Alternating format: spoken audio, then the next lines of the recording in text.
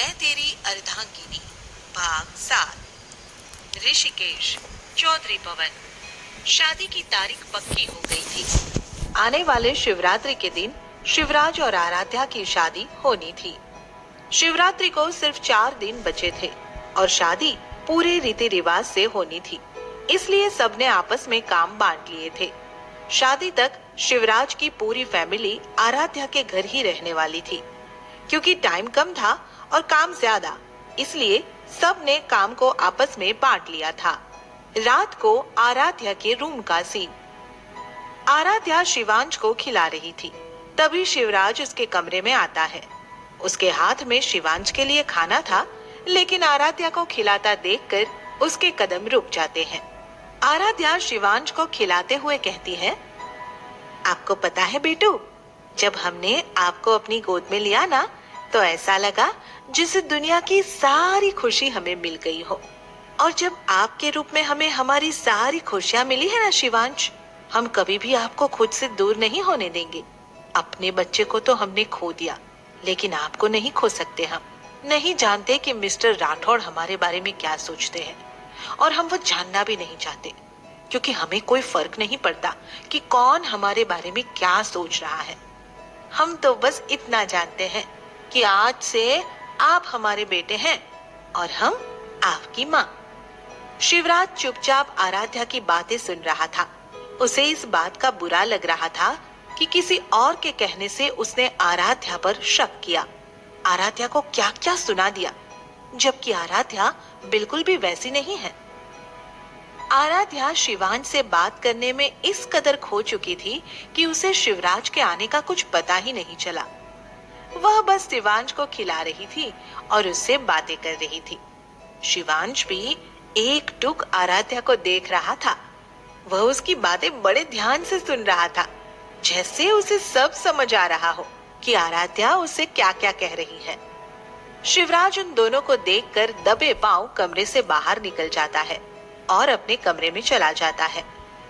आराध्या शिवांश को खिला देती है और उसके चेहरे को साफ करने लगती है, लेकिन शिवांश अपने चेहरे को इधर उधर घुमा रहा था, जिस वजह से आराध्या उसका चेहरा साफ नहीं कर पा रही थी और शिवांश खिलखिलाकर हंस रहा था।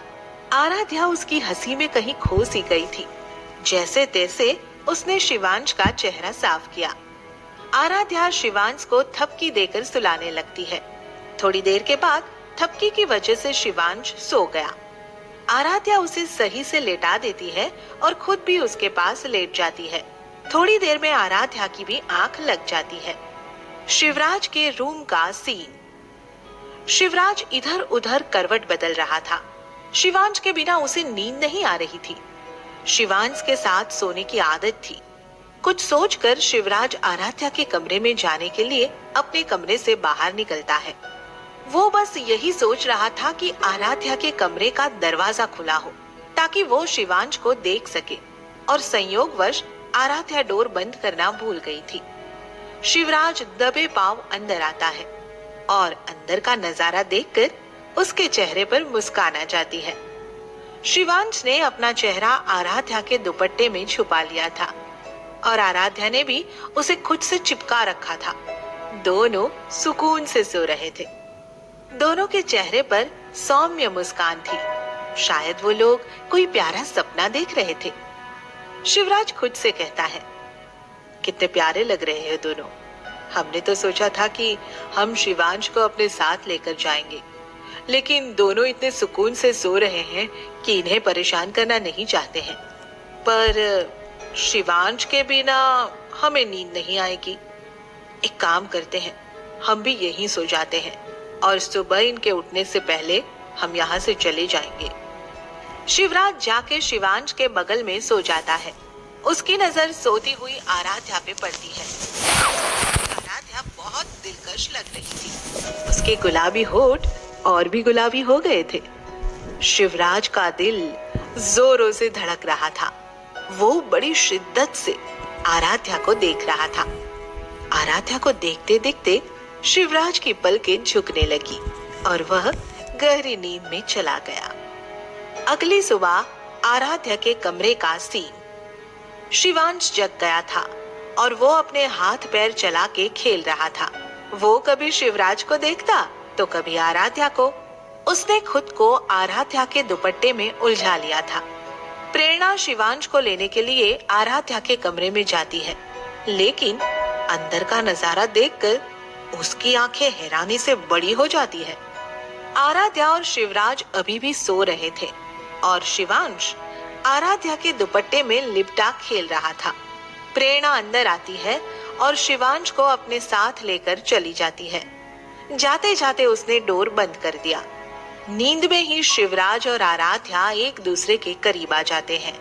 आराध्या ने शिवराज के हाथों को शिवांश का समझ के अपने कमर पे रख लेती है और शिवराज भी आराध्या के करीब हो जाता है। दोनों ही सुकून से एक दूसरे की बाहों में सो जाते हैं। थोड़ी देर बाद शिवराज की आंखें खुल जाती है। उसे अपने सीने पर भार महसूस होता है। वो अपनी नजर घुमा के देखता है। आराध्या उसके सीने पे हाथ रखकर सो रही थी। आराध्या को अपने इतने करीब देखकर शिवराज की धड़कनें बढ़ जाती है। शिवांश है, समझकर आराध्या शिवराज के गालों को चूम लेती है।